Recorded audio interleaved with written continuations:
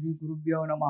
ఇక ఆగస్టు మాసంలో మనము తులారాశి వారికి కనుక మనం చూసుకున్నట్టయితే, ఈ తులారాశి వారికి ఈ నెలలో ధనలాభము, శుభకార్యాలు చేయడము, శారీరక సౌఖ్యము, దానివల్ల అలసట, అనారోగ్యం లాంటివి కలగడానికి ఆస్కారం ఉంది. మంచిగానే ఉందండోయ్. ధనలాభం వస్తుందట ఈ నెలలో.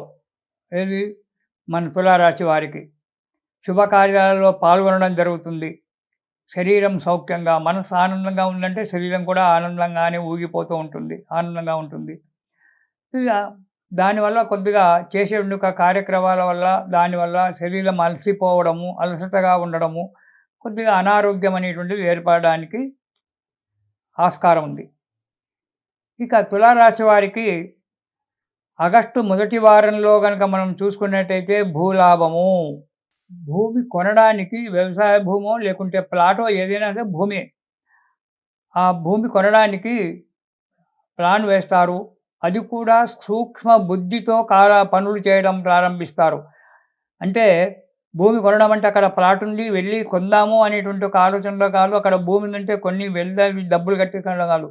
దాని గురించి లోతుపాతులు తెలుసుకొని, సూక్ష్మబుద్ధి అంటేలే, దాని గురించి లోతుపాతులు బాగా తెలుసుకొని అప్పుడు అడుగు ముందుకేస్తుంటారు.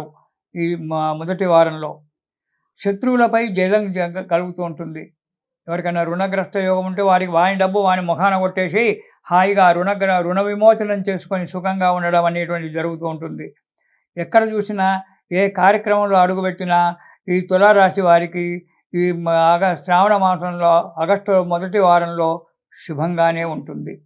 ఇక రెండవ వారం కనుక చూసుకున్నట్టయితే దేశ సంచారము, ఊర్లు తిరగడం, రోడ్ల మీద పడి ఈ ఊరికి ఆ ఊరికి బయలుదేరడము, ఈ క్షేత్రాలకు ఆ క్షేత్రాలకు బయలుదేరడము, దానివల్ల అనారోగ్యాన్ని కొని తెచ్చుకోవడం అనేటువంటిది జరుగుతుంది.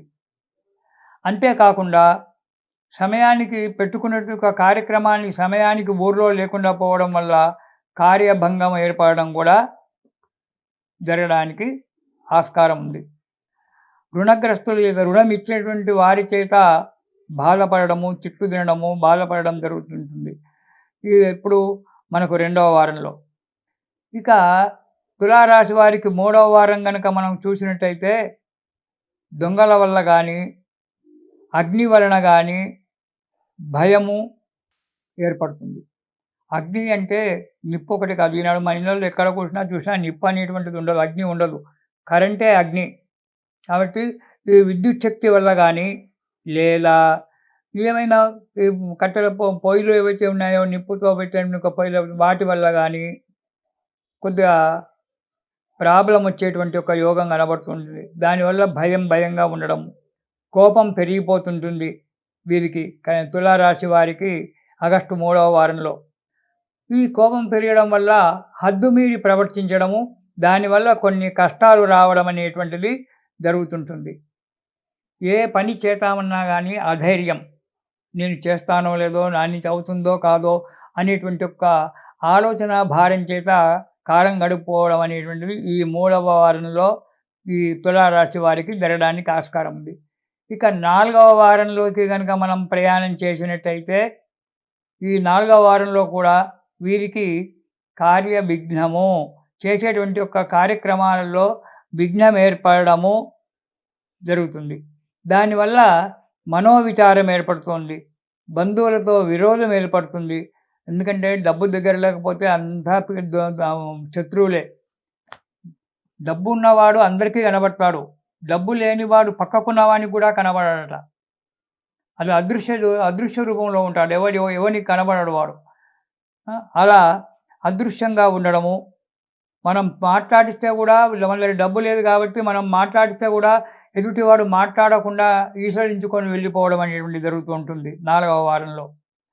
బంధువులతో విరోధము, డబ్బు లేకుండా నష్టపోయినాము, డబ్బు లేదు, బంధువులు ఎవరైనా వచ్చినారంటే వారికి ఇంత భోజనం, కడుపు నిండా భోజనం పెట్టే ఒక పరిస్థితి కూడా ఒక్కోసారి లేకపోవడం జరుగుతుంటుంది మనకు. అలాంటి పరిస్థితుల్లో చిక్కుపోవడం వల్ల బంధువుల చేత విరోధం ఏర్పడము, నీచుల వల్ల సాంగత్యం ఏర్పడము. ఈ సమయంలోనే నీచులతోటి, అంటే అజ్ఞానులు, దుర్మార్గులైనటువంటి ఒక వ్యక్తుల చేత స్నేహితం చేసుకోవడం అనేటువంటిది ఏర్పడుతుంది. దానివల్ల కొన్ని కష్టాలు ఏర్పడడానికి ఆస్కారం ఉంది. అందులో నీచులనేటువంటి ఒక విషయం కాకుండా నీచ స్త్రీ వల్ల పరిచయం ఏర్పడుతుంది. అంటే నీచ గుణము కలిగినటువంటి ఒక స్త్రీ వల్ల పరిచయం ఏర్పడబోతుంది ఈ తులారాశి వారికి. ఆఫీసులో కావచ్చు, వ్యాపారంలో కావచ్చు, ఒక గుణము మంచి లేనటువంటి ఒక స్త్రీ నీచ స్త్రీయే. కులానికి నీచ అనేటువంటిది కాదు. ఇక్కడ కులమతాల సమస్య కాదు. గుణానికి నీచ. ఎవరైతే నీచమైనటువంటి ఒక గుణము చేత అంటే మనసులో ఒక మాట పెట్టుకొని పైకి ఇంకొక రకంగా ప్రవర్తిస్తూ ఎదుటి వారిని బాధపెట్టాలని చూస్తారో వారు నీచులే. అలాంటి నీచుల యొక్క నీచ స్త్రీ వల్ల పరిచయం ఏర్పడి దానివల్ల కష్టాలు పాలు కావడం అనేటువంటిది సంభవిస్తుంది ఈ తులారాశి వారికి. కాబట్టి ఈ తులారాశి వారు వీటికి భయపడకుండా దత్త స్తోత్రం పారాయణం చేయండి. దత్తాత్రేయ స్వామి యొక్క స్తోత్రాన్ని ప్రతిరోజు ఒకసారి పారాయణం చేయండి. ఎన్నో స్తోత్రాలున్నాయి. ఆ స్తోత్రాలలో ఒక స్తోత్రం పారాయణం చేయండి. లేదా దత్త చరిత్ర పారాయణం చేయండి. లేదా మీరు ప్రతి నిమిషము, ప్రతి క్షణము కూడా మనసులో ఓం జయ గురుదత్త, జయ గురుదత్త, జయ గురుదత్త అని చెప్పి దత్తాత్రేయ నామస్మరణ చేయండి. దానివల్ల ఈ దోషాలు తగ్గి సుఖజీవనమైనటువంటిది పొందుతారు. ఇది శుభం.